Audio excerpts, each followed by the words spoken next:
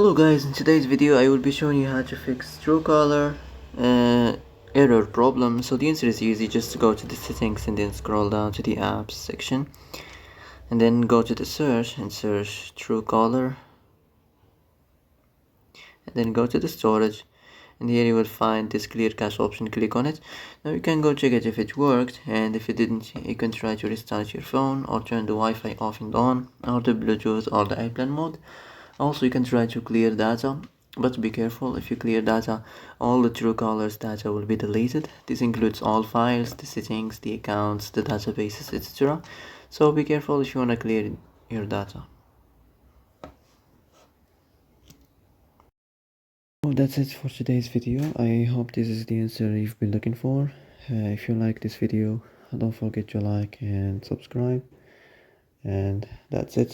See you in the next video.